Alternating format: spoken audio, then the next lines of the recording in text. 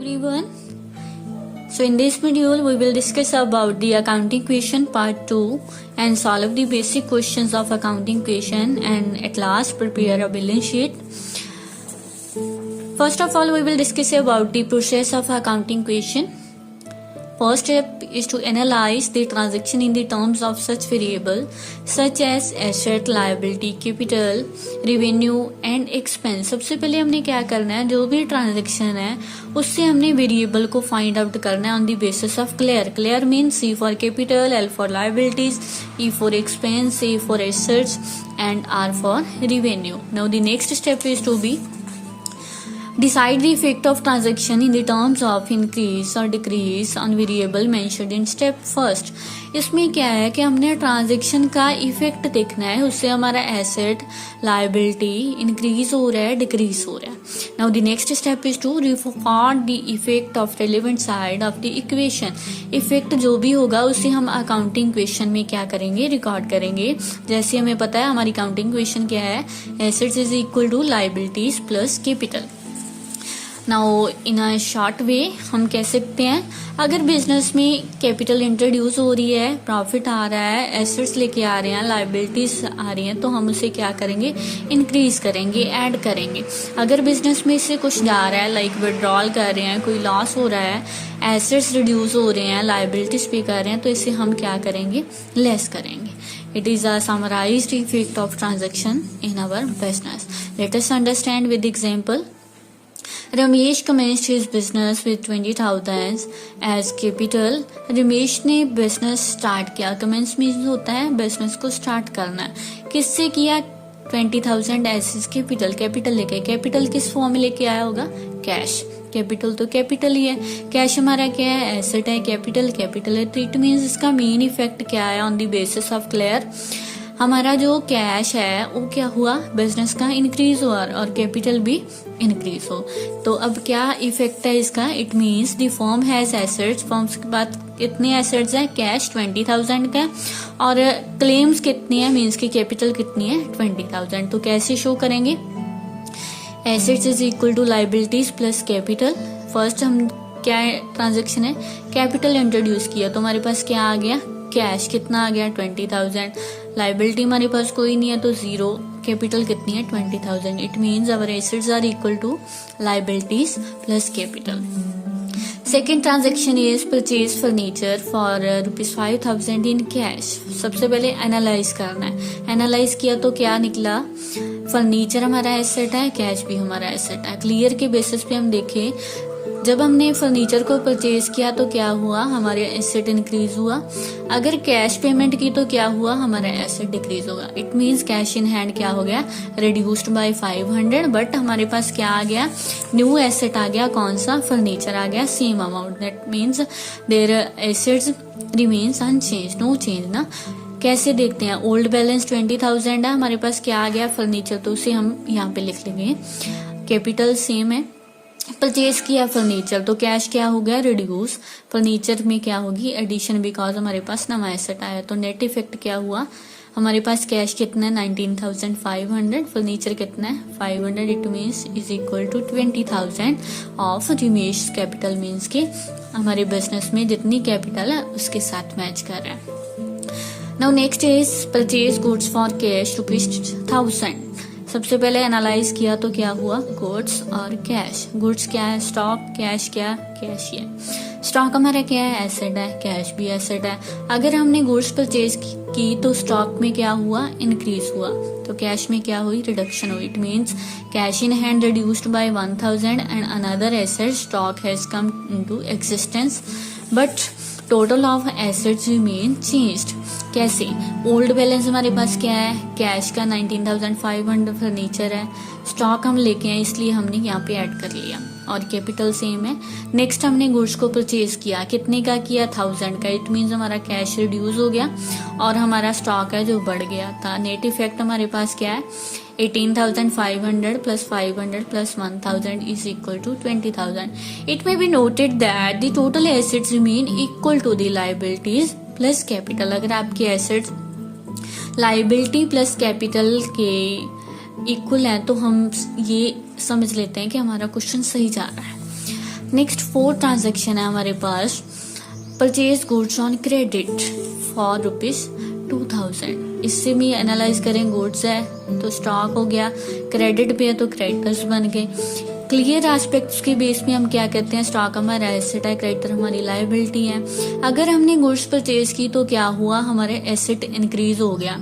अगर क्रेडिटर है तो क्रेडिटर भी इंक्रीज होगी, इट मीन्स हमारी लायबिलिटी भी इंक्रीज होगी। It means stock has increased by 2000, total assets कितने हो गए 22,000, एंड सेम 2000 के सप्लायर्स भी, क्रेडिटर्स भी अराइज हुए हैं, तो क्या हुआ, हमारी जो लायबिलिटीज है वो भी कितनी होगी 22,000। As we know old balance हमारे पास था, परचेज की गुड्स तो क्या हुआ, स्टॉक में हमने 2000 ऐड कर दिया और इधर क्रेडिटर्स में भी ऐड कर दिया, तो हमारे पास न्यू बैलेंस कितना आ गया 18,500 plus 500 plus 3000 is equal to 22,000। यहाँ पे क्या हुआ, क्रेडिटर्स हमारे पास 2000, 20,000 कैपिटल है, तो टोटल क्या हो गया 22,000।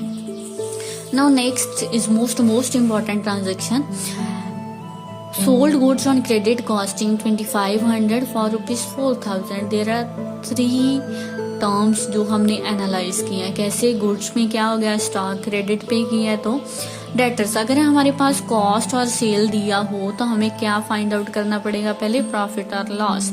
स्टॉक हमारा क्या है, एसेट है, डेटर हमारा क्या है, एसेट है। प्रॉफिट और लॉस का सीधा इम्पैक्ट कहाँ पे जाता है, कैपिटल पे। तो इट मीन्स हमने जब सोल्ड की गुड्स तो क्या हुआ, हमारा एसेट डिक्रीज हो गया। क्रेडिट पे की तो हमारे डेटर्स राइज हो गए, इंक्रीज हो गए। और 25,000 वाली गुड्स हमने 4,000 में सेल की तो हमारे पास क्या हुआ, प्रॉफिट। इससे हमारा कैपिटल क्या हुआ, increase. It means debtor has comes into extent of 4,000। कितने डेटर्स हमारे पास, 4,000 के। जो हमारा स्टॉक है कितना रिड्यूस हुआ, 2,500, और हमारी कैपिटल है वो कितनी इंक्रीज होगी 1,500 से। 1,500 कैसे आया, 4,000 minus 2,500। As we know asset is equal to liabilities plus capital. हमारे पास क्या है, कैश, फर्नीचर, स्टॉक। तो कौन सा एसेट अराइज हुआ है, डेटर्स। ओके, सेम इधर है क्रेडिटर और रमेश। ओल्ड बैलेंस हमारे पास है 18,500, 500, 3,000, 2,000 और 20,000।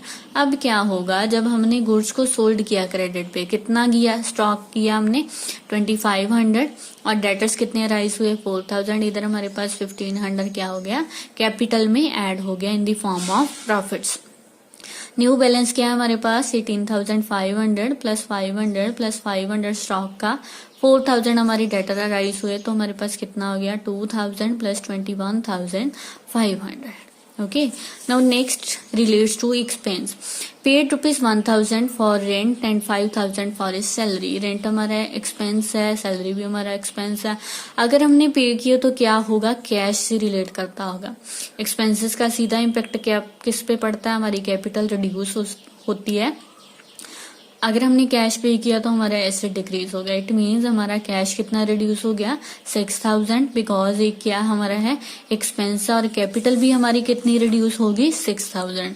सिंपली इसे हमने अकाउंटिंग क्वेश्चन ओल्ड बैलेंस लेना है, उसमें से क्या करना है, कैश इन हैंड को हमने क्या करना है, रिड्यूस करना है 6,000, और इधर से हमारी कैपिटल भी क्या होगी 6,000 रिड्यूस होगी। हमारे पास न्यू बैलेंस कितना आ गया 12,500, 500 फर्नीचर का, स्टॉक का और डेटर्स का। सेम लाइबिलिटीज में क्रेडिटर 2,000 के और 15,500 हमारे पास कैपिटल है रमेश के। Now last transaction is Rikesh withdraw 2,000 for personal use. हम पर्सनल यूज की बात कर रहे हैं तो क्या होगी, ड्राइंग्स। विदड्रॉ करवाया तो कैश एसेट हमारा क्या हो गया, reduce on the basis of clear. Personal means to drawing है, ड्राइंग से हमारी क्या होती है, कैपिटल रिड्यूस होती है। Cash in hand is reduced by 2,000 as capital will be reduced by same amount. Now equation में हम देखते हैं क्या इम्पैक्ट है इसका।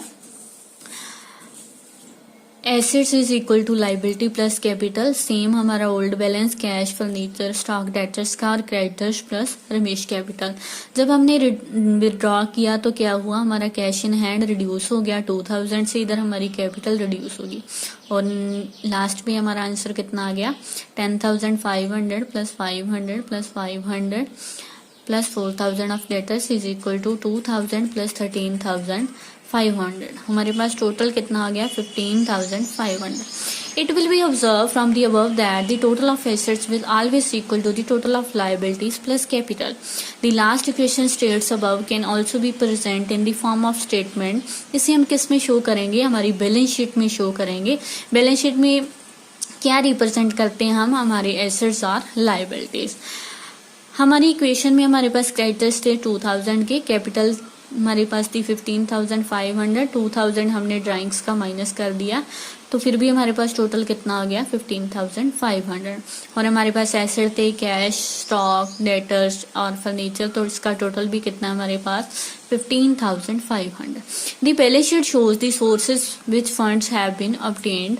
हमारे पास जो बैलेंस शीट है वो क्या शो करती है, लेफ्ट हैंड साइड शो किया उसने हमारे पास कितने फंड्स थे, लाइबिलिटीज.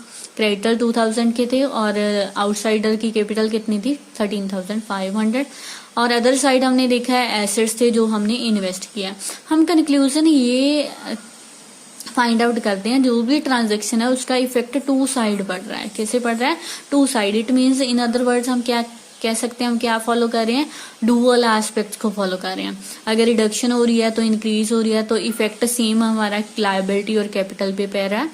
दिस इज बिकॉज कि कैसे हो रहा है, क्यों हो रहा है, because of the rule that every receiver is giver, every giver is river. It means every debit is every credit. Means कि हमारा जो भी डेबिट और क्रेडिट साइड है वो क्या हो रही है, इक्वल हो रही है. Thank you, have a nice day.